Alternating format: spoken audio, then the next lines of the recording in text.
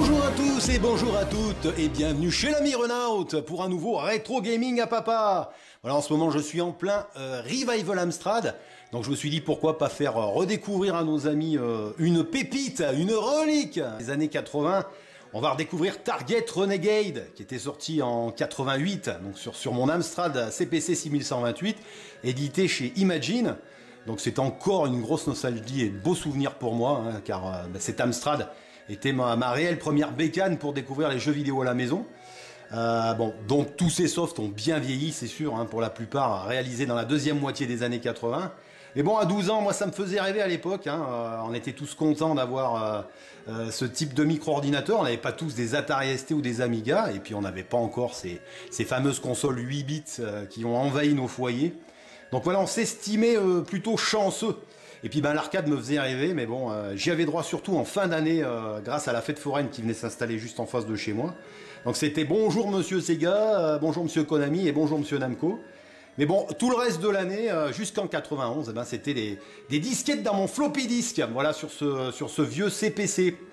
Allez, on va découvrir ce jeu, trêve de blabla. C'est parti pour une belle redécouverte. Voilà Target Renegade. Voilà, donc on attaque très vite avec des ennemis. Allez, on va parler tout de suite du scénario, qui est relativement classique hein, pour l'époque, pour ce type de beat'em all. Voilà, c'était pas, ce jeu ne faisait pas forcément dans l'originalité, j'ai envie de dire. Voilà, puisque nous allons descendre tout seul dans la rue, comme un grand. Voilà, afin de combattre le gang de Mr. Big. Voilà, et on devra se venger, bien évidemment, de la mort de notre frère, voilà, qui a été assassiné certainement par ce fameux Mr. Big.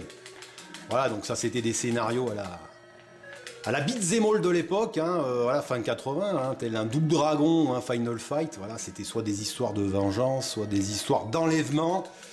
C'était tout droit pompé des scénarios de ces séries et de ces films policiers des années 80.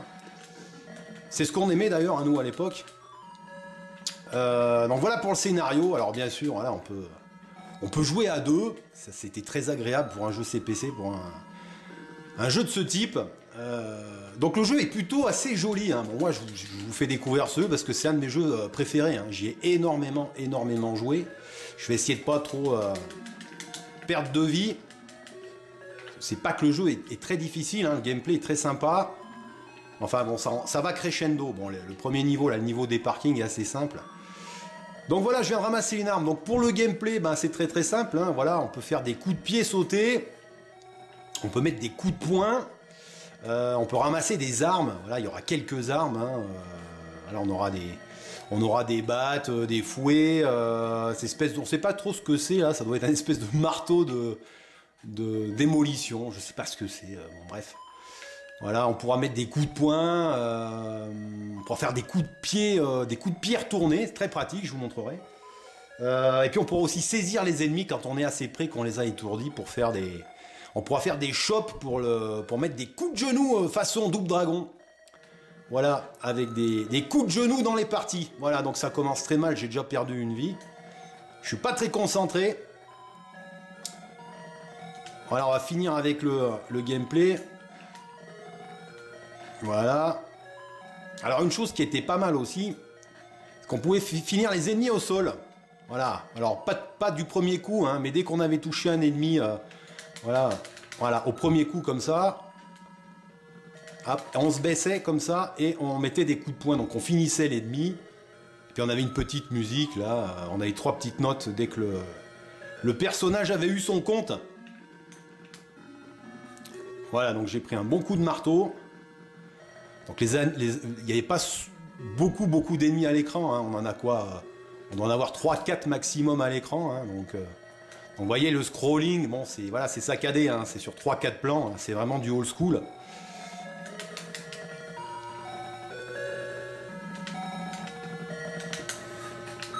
Voilà, coup de pied retourné, c'était très pratique, hein. Comme ça je pouvais saisir l'arme, on avait une seconde, ça avait étourdi l'ennemi, donc on pouvait prendre une arme et finir d'assommer l'ennemi.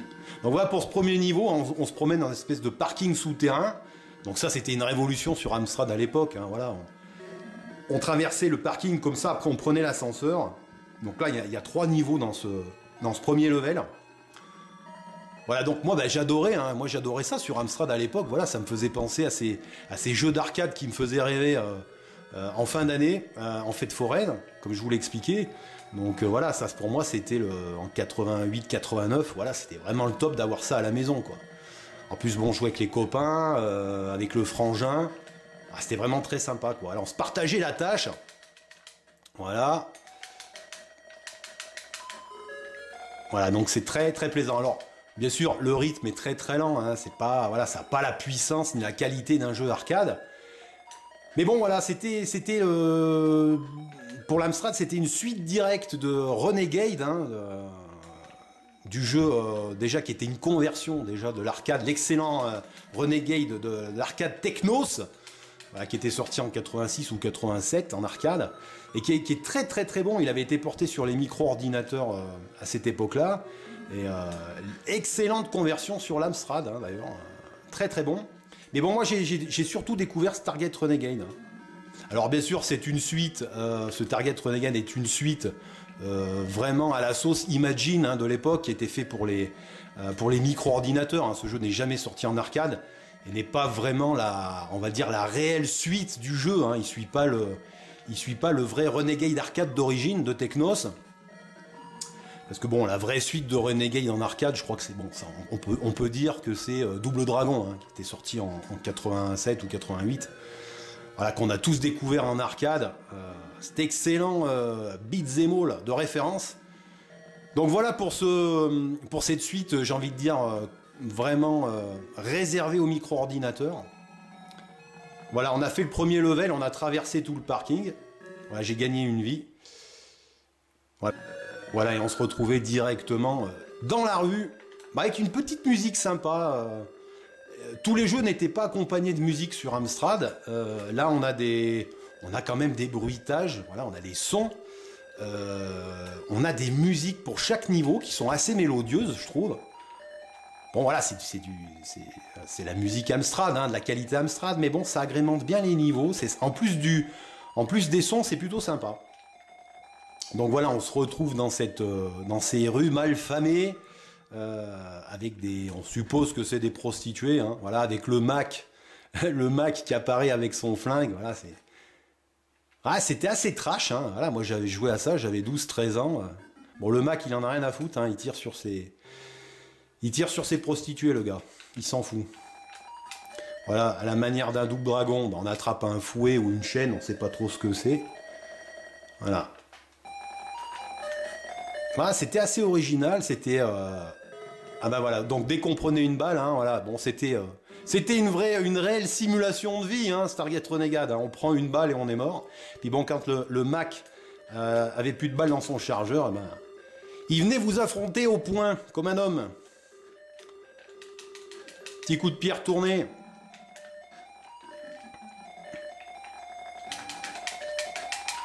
Voilà. Voilà, comme je vous disais, la manière d'un Double Dragon. Hop, coup de genou dans les parties. Voilà, on finissait l'ennemi comme ça, donc ça c'était... Bon, et puis pour les jeux Amstrad, bon, bah, c'était pour la plupart du temps, c'était souvent des compilations, hein, de conversion arcade. Bon alors, c'est sûr, en général, on était plutôt loin de cette qualité d'origine. Mais bon, on s'amusait quand même, hein, donc pour ce qui est des développeurs d'Imagine, les Anglais d'Imagine, eh bien, ils ont surtout œuvré au début des années 80, parce qu'ils ont très très vite déconné, ils ont eu énormément de dettes, la faillite a été... ils ont fait 4-5 jeux, mais bon, ça, on s'en souvient, ça n'a pas été non plus des grands jeux.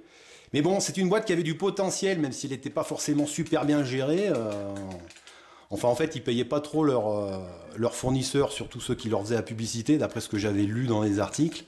Donc, ils payaient pas les publicitaires. Donc, ils se sont très très vite retrouvés en procès. Hein. Voilà, cette boîte anglaise. Donc, ils avaient fait des jeux comme Arcadia, je crois, Arcadia en 82. Il y avait eu Frantic, qui était plutôt pas mal, un petit shmup aussi en 82. Pour 82, c'est plutôt pas mal. Vous irez voir sur YouTube, il y a certainement des vidéos de ce jeu. Il y avait BC Billy aussi en 83. Voilà, pour les jeux, moi, qui m'ont le plus plu, on va dire. Et Donc très vite, bon bah voilà, la faillite s'installe et puis ils vont être rachetés par Océan. Enfin, rachetés, on va dire que le nom et les droits vont être rachetés par Océan Software. Et puis ben voilà, c'est là qu'on va connaître qui vont travailler sur l'Amstrad et qu'on va connaître toutes ces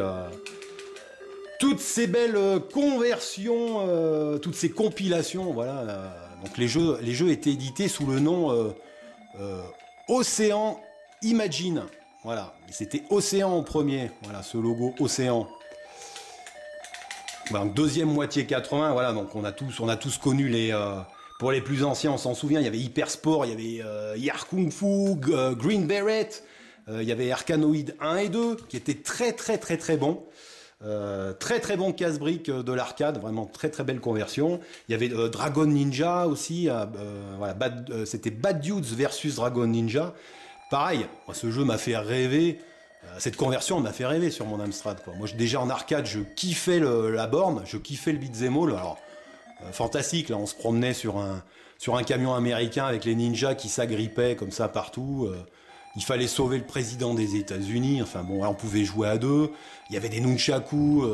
Voilà, on se battait contre des ninjas. C'était vraiment génial avec le New York en fond. Voilà, c'était un très beau jeu d'arcade. C'était Data East, je crois, qui faisait ça en arcade. Bon ben voilà, on avait eu la conversion. Océan, en rachetant Imagine, nous a quand même fait nous a fait connaître des conversions de l'arcade sur l'Amstrad. Et ça, c'était vraiment sympa. Voilà pour ces jeux. Et puis ben pour les équipes, bon voilà, pour ces Anglais d'Océan Software, enfin d'Imagine au départ dans les premières années 80. Bon mais ça circulait beaucoup. Il y a énormément de jeunes qui passaient, qui faisaient de la programmation. Et quand Imagine a éclaté, est parti en faillite et a été racheté par Océan, énormément de gens sont partis. Et c'est comme ça qu'on a retrouvé des gars chez Psygnosis, hein, voilà, les gars de Liverpool. Psygnosis, hein, c'est la boîte qui nous a fait la série des excellents Wipeout au début de la PlayStation. Hein. Je vous avais fait une vidéo là-dessus si ça vous intéresse sur l'histoire de Psygnosis et de Wipeout. Donc voilà, à l'époque, voilà, quand c'est toujours pareil, quand ça allait pas quelque part, bah, vous alliez en face. Et puis quand une boîte faisait faillite, eh ben, soit vous montiez une autre boîte, voilà, ou soit vous vous retrouvez chez le voisin. Enfin bon, c'était vraiment... Bah, c'était ça, c'était pas c'est sûr que c'était le marché du travail dans les années 80-90, c'était pas le même que maintenant. Hein. C'est sûr que c'était tout le monde avait sa chance, tout le monde avait sa place. Fallait être créatif, quoi. Donc voilà pour Imagine et pour Océan Software. Donc là je discute, je me retrouve un peu à la Double Dragon dans cette espèce de forêt avec des skins. Voilà, c'était plutôt sympa, hein, vous voyez, les niveaux étaient quand même différents. Donc il n'y a pas plus d'ennemis, hein, voilà, je prends des coups de tête, donc il y avait toujours 3-4 maximum. Alors il fallait pas avancer trop vite dans les écrans, hein, parce qu'il fallait traverser 3-4 écrans différents à la suite. Et si vous avanciez trop vite, ben, plus vous avanciez vite dans les écrans, et puis plus vous aviez d'ennemis. Donc il fallait faire un peu écran par écran et laisser venir tout doucement les ennemis, hein, c'était un peu la technique, quoi. Ah, j'oublie toujours de me défaire des ennemis au sol. C'est quand même bien pratique. Voilà. Petite finition au sol. Là, je vois qu'il y a un béret vert qui est venu aider ses potes. C'est assez étonnant parce qu'en général, les militaires, enfin les bérets verts, ils vont pas trop avec les skinheads. Ah, c'était un peu le mélange des genres. Alors, vous voyez, quand vous frappiez un gars, il était au sol. Si vous l'aviez frappé qu'une fois, eh bien, vous pouviez pas le frapper au sol directement. Il se relevait, il vous mettait un petit coup et il se relevait. Hein. Vous pouviez le finir au sol qu'après la deuxième fois. Voilà, ça c'était voilà, c'était la petite astuce. Donc là, j'ai pris une espèce de batte, on sait pas trop ce que c'est. Hein. Un tas de pixels, façon CPC. Voilà, donc on avait toujours deux séries d'ennemis différentes par niveau. Voilà, ce jeu était plutôt pas mal, il y avait une bonne musique. Bon, c'est sûr, les sons étaient pas grandioses, mais enfin, fallait pas demander une grosse qualité sonore à l'Amstrad, hein, c'est sûr. Fallait juste espérer des graphismes plutôt fins, un peu colorés, voilà, avec un jeu ressemblant un peu à ce qu'on connaissait en arcade, quoi. Mais bon, ça faisait le taf. Ce Target Renegade était vraiment très plaisant. Finalement, a été une bonne suite à Renegade. Bon ben voilà, je suis mort. Donc ça va me permettre de faire une petite conclusion, hein, donc, parce qu'on a quand même bien parlé de Stargate Renegade, même s'il n'y a pas énormément de choses à dire. Bon, je n'ai pas été très fort sur cette partie, hein, c'est toujours très difficile de causer en même temps et de redécouvrir en jouant à un jeu. Donc bien sûr, bah, d'autres maisons ont participé à cette fête, j'ai envie de dire. Tout ça pour nous servir des conversions plus ou moins réussies. Donc on avait eu Elite, la maison Elite, voilà, qui avait fait Ikari Warriors, je crois, en conversion, qui était un jeu arcade SNK. On avait aussi US Gold, donc, qui faisait pas des choses super. On avait Taito, qui faisait des belles choses, des belles conversions d'arcade. Hein, Taito, on avait des jeux comme Chez HQ, comme Opération Wolf, qui était vraiment très bon aussi, très bonne conversion sur le CPC. On avait Titus aussi, avec la série des Fire and Forget et des Crazy Cars, voilà, qui faisaient surtout des jeux de caisse. Il y avait peut-être même Sega. Oui, il y avait Sega, oui, avec Sega et Activision. Et puis surtout, bah, les Français de Microïd, voilà, qui nous avaient fait le jeu de moto, l'excellent jeu de simulation moto 500 cm3. Et puis Loriciel, voilà, la belle boîte Loriciel, là où avait commencé le graphiste Eric Chahi, voilà, pour la programmation. Puis voilà, il y avait eu des jeux d'aventure aussi à la mixte, hein, voilà, comme les SRAM, Manoir Mortevielle, Orphée. L'Arche du Captain Blood, hein, en Space Opera. Donc voilà, puis bon, pour ces jeux d'aventure à la SRAM, c'était pas vraiment des point and click, c'était plutôt des... Voilà, fallait se servir du clavier, c'était du question-réponse. C'était vraiment sympa, c'était très bien fait, c'était des jeux d'atmosphère. Donc oui, l'Arche du Captain Blood en 88, qui était vraiment génial, avec les musiques de Jean-Michel Jarre à l'époque, c'était une révolution. Et puis on avait aussi un RPG un peu à la Elder Scrolls, hein. Mon frère adorait ça, il m'avait cassé les pieds avec ce jeu, parce que c'était un fan de jeux de rôle et jeux de plateau, voilà, donc Blood Witch, voilà, très bon petit jeu de rôle. Voilà, puis on avait eu toutes ces maisons, toutes ces conversions arcade, puis on a vu le grand Barbarian, hein, bien sûr. Barbarian de la maison Palace Software.